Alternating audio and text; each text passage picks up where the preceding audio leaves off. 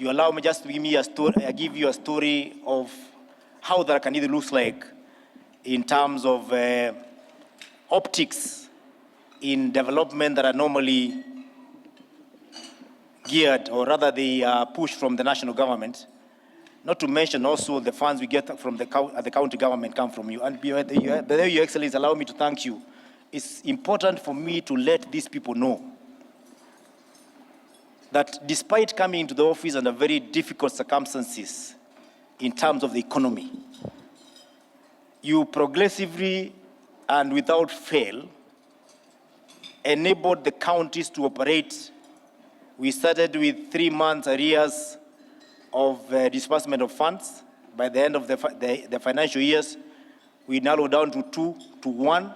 And it's important for me to tell this delegation, as I stand here, that your government, through your leadership, your treasury, Your Excellency, dispersed all the monies owed to counties before 30th of June this year. That is an achievement we cannot take for granted, because that is something that people complain about. So if anyone wants to complain about that part, it is maybe another story, Your Excellency, because you've done your part. We know, and allow me to mention this, Your Excellency, before I go into what we feel matters to our people in terms of question marks on where they are at in development. Your Excellency, when you came in 2022, people who were bashing you are not telling the public the truth. That the changes we have had in this country have not been experienced under any regime. It is only a miracle that you came in when the shilling was at 169 exchange rate, and today it's at 130. Nobody talks about it. Yet,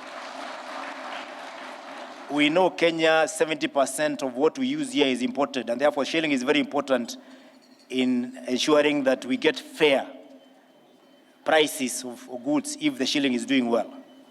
What is very, very key to people in their kitchens, the unga, the one that was making people put sufurias in their head. When you came in, Your Excellency, we were 230, 240. Today, the people who are bashing you do not want to tell the public that the unga is at 169, which is more than 60 shillings per packet of 2 kgs compared to that time.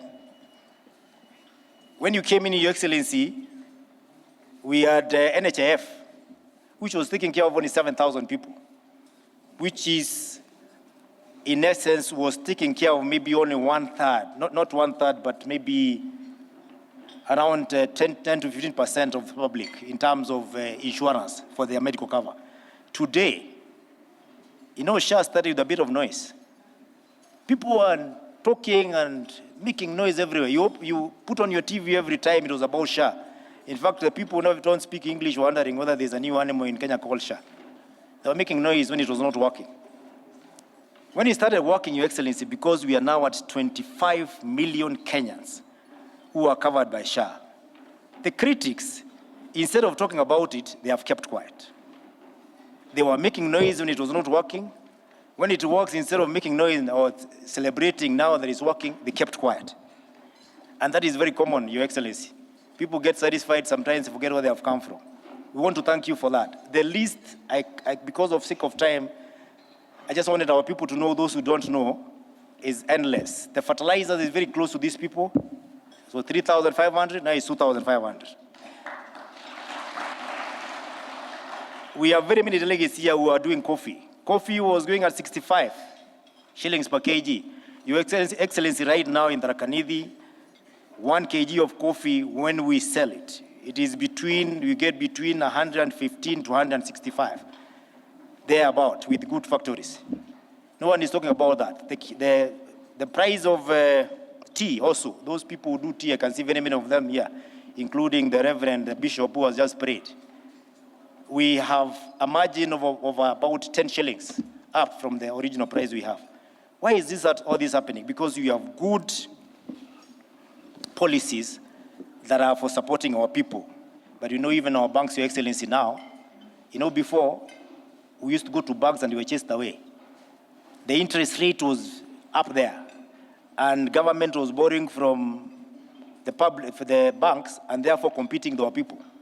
Right now, we are back to the old days of Kibaki, when banks are now looking for us. The interest is down, rate is down there, almost 10, 15. Better banks can give you even at 9, because the treasury bills are also doing very well. All that is a show of an economy